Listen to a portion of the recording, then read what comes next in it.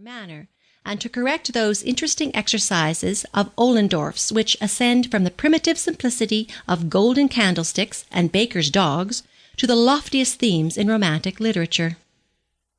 For 5 minutes there was no sound save the scratching of pens, and the placid voice of the Fräulein demonstrating to Miss Mullins that in an exercise of 20 lines, 10 words out of every 20 were wrong, and then the door was opened suddenly, not at all in the manner so carefully instilled by the teacher of deportment. It was flung back, rather, as if with an angry hand, and a young woman, taller than the generality of her sex, walked quickly up the room to Miss Pugh's desk, and stood before that bar of justice, with head erect and dark flashing eyes, the incarnation of defiance. "Was für ein Mädchen," muttered the Fräulein, blinking at that distant figure with her pale, grey-green eyes. Miss Pugh pretended not to see the challenge in the girl's angry eyes. She turned to her subordinate, Miss Pilby, the useful drudge who did a little indifferent teaching in English, grammar, and geography, looked after the younger girls' wardrobes, and toadied the mistress of the house. "Miss Pilby, would you be kind enough to show Ida Palliser the state of her desk?" asked Miss Pugh with awe-inspiring politeness. "She needn't do anything of the kind," said Ida coolly. "I know the state of my desk quite as well as she does. I dare say it's untidy. I haven't had time to put things straight." "Untidy!" exclaimed Miss Pugh in her appalling baritone. "Untidy is not the word. It's degrading. Miss Pilby, be good enough to call over the various articles which you have found in Ida Palliser's desk."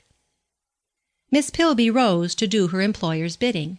She was a dull piece of human machinery, to which the idea of resistance to authority was impossible. There was no dirty work she would not have done meekly, willingly even, at Miss Pugh's bidding. The girls were never tired of expatiating upon Miss Pilby's meanness, but the lady herself did not even know that she was mean. She had been born so.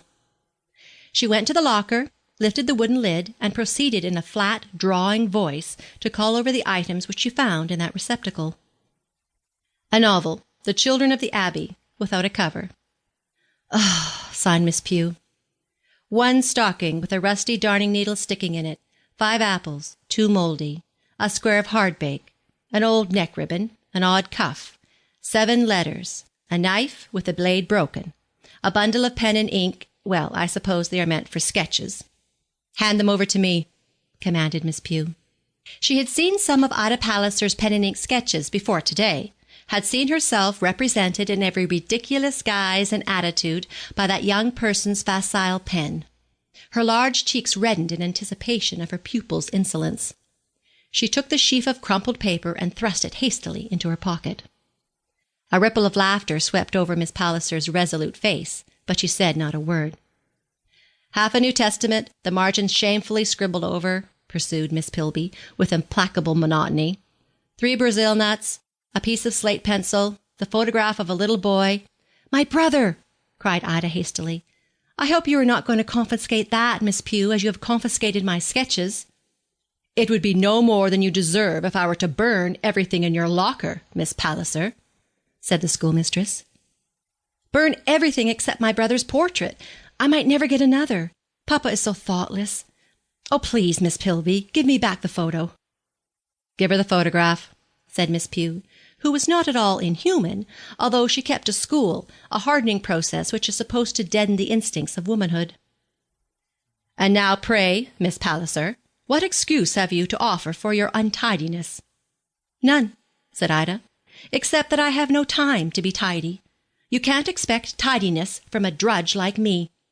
And with this cool retort, Miss Palliser turned her back upon her mistress and left the room.